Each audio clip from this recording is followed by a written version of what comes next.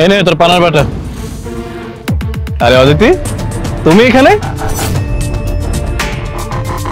সাথে এটা কে? আমি মারুবুল্লাহ মিঠু, ওর ফিয়ান্সে। অদিতি, তুমি ওনাকে চিনো নাকি? আর চিনবো না? ওকে আমি খুব ভালো করে চিনি। ওর নাম হলো রাজ। ও আর আমি একসাথে কলেজে পড়েছি। ও তুমি জানো, ও না আমাকে খুব পছন্দ করতো।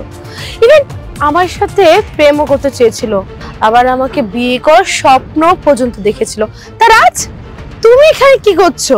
টঙ্গের দোকানে চা বিক্রি করছো নাকি? অদিতি, তুমি এসব কি বলছো? চায়ের দোকানে তুমি চা বিক্রি করছো? তা কলেজে থাকতে তো খুব লেকচার মারতে। তুমি ডাক্তার হবে, তুমি ইঞ্জিনিয়ার হবে, অ্যাডভোকেট হবে, আর ম্যাজিস্ট্রেট হবে। তা এখন কি হয়েছে? চা বিক্রেতা? আরে তোমার জন্য না খুব খারাপ লাগছে। কতই না স্বপ্ন দেখেছিলে।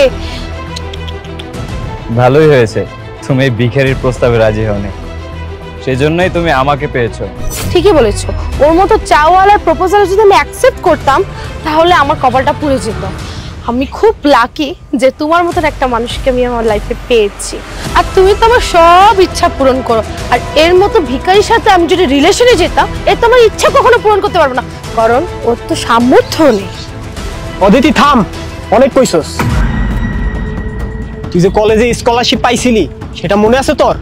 হ্যাঁ পেয়েছিলাম, সেটা আমি নিজের যোগ্যতায় স্কলারশিপটা পেয়েছি। এখন কি হয়েছে?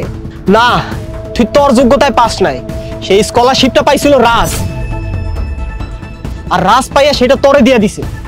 মানে কিসব আবল তাবল কথা বলছিস? কারণ রাজ তোরে ভালোবাসতো। তোর ফ্যামিলি অবস্থা ভালো ছিল না, লেখাপড়ার খরচ চালাইতে পারতি না, সেজন্য রাজের স্কলারশিপটা তোরে দিয়ে দিছে, যাতে করে তোর পড়ালেখা না বন্ধ হয়। আর এই দোকানটা রাজের না, আমার দোকান। আর রাজ এই দোকানে কি লেগে হয় জানোস? মানবতার খাতিলে, বন্ধুর লগে দেখা করতে। তোরা হয়তো বন্ধু ভুলে দিতে পারোস, রাজ সেটা করে নাই। আর আমি গরিব দেখা পড়াশোনা করতে পারি নাই, সেই লেগে এই চায়ের দোকানটা দিয়ে বইছি। তাই কালামিন, তোর কষ্ট করে আর কিছু বলতে হবে না। অদিতি, তোমাকে কখনোই না কঠোরভাবে কোনো কথা আমি বলতে পারিনি। কেন জানো? কারণ তোমাকে আমি ভালোবাসতাম না, ভালো এখনো বাসে। কিন্তু আজকে এই মুহূর্তের পর থেকে আমি ভুলে যাব যে তুমি নামক একটা মানুষকে আমি ভালোবাসতাম। কারণ এখন আমার নিজের প্রতি ঘৃণা হচ্ছে। আমি না একটা মানুষকে ভালোবাসতাম, জানো? আমি সেই মানুষটাকে ভালোবাসতাম যার মধ্যে কোনো অহংকার ছিল না, যার মধ্যে কোনো বিলাসিতা ছিল না, যার মধ্যে কোনো চাহিদা ছিল না। কিন্তু আজকে আমার সামনে একটা অমানুষ দাঁড়িয়ে আছে, যে মানুষটার মধ্যে অহংকার ছাড়া আর কোনো কিছু নেই। আমি আজকে তোমাকে দেখে অবাক হচ্ছি, যে মানুষটার পড়াশোনা করার মতো তৌফিকটা পর্যন্ত ছিল না, আজকে সেই মানুষটা আমার সামনে দাঁড়িয়ে আমাকে ছোট করে কথা বলছে। তোমার ফিয়ন্সে আমাকে প্রথমে এসেই পরিচয় করিয়ে দিল। আমি জানি না সে কি করে, কিন্তু এতটুকু শিওর যে আজকে আমি যেই পজিশনে আছি সে আমার থেকে ভালো পজিশনে নেই। এটা আমি তাকে ছোট করছি না, যেটা আমি সেটাই তোমাকে বললাম। আমি এটাও তোমাকে বলতাম না, কিন্তু আমার কাছে মনে হচ্ছে তোমার জানা উচিত। কারণ তুমি এতক্ষণ যে মানুষটাকে ছোট করেছো, একদম নিম্ন স্তরে নিয়ে গিয়েছো, তুমি জানোই না সেই মানুষটা কি করে। একটাবার আমাকে জিজ্ঞেস পর্যন্ত করোনি যে আজকে আমি কোন পজিশনে এসেছি। তোমাকে বলেছিলাম না যে আমি এটা হব, আমি সেটা হব, আমার এই স্বপ্ন, আমার সেই স্বপ্ন। হ্যাঁ, দ্যাটস রাইট। আমি আমার সব স্বপ্ন পূরণ করেছি। আমার কষ্ট, আমার মেধা কোনোটা বিফলে যায়নি। আল্লাহর রহমতে আমি সৎ ছিলাম সবসময়। আর সব থেকে বড় কথা কি জানো? আমার মধ্যে অহংকার বলতে কোনো কিছু ছিল না, যে কারণে আজকে আমি আমার লক্ষ্যে ঠিকই পৌঁছাতে পেরেছি। কিন্তু তুমি একবার তোমাকে দেখো যে তুমি তোমার লক্ষ্যে পৌঁছাতে পারো না। তুমি তোমার ফিয়ন্সের টাকা পয়সা দিয়ে বড়াই দেখাচ্ছ। এটা কোনো বড়াই না। একটা কথা মনে রাখবে, আমাদের বাবারও যদি কোটি টাকা সম্পত্তি থাকে না, সেটা কিন্তু আমাদের না।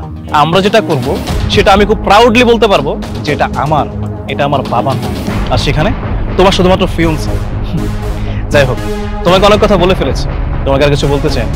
আমি আশা করবো আজকের পর থেকে কাউকে কিছু বলতে গেলে একটাবার চিন্তা করবো যে সেই মানুষটা কষ্ট পাচ্ছে কিনা। তোমার কথা একটা মানুষ কষ্ট পাবে এমন কথা না বলাটাই অনেক ভালো। মানুষের অভিশাপ বলতেও না একটা কথা আছে। যাই হোক, আমার কথা কিছু মনে করো না, ভালো থাকবে। যেখানেই আছো, যার সাথে আছো, আমি চাই তুমি সবসময় যেন ভালো থাকবে। শত হলেও তুমি আমার ভালোবাসার মানুষ ছিল।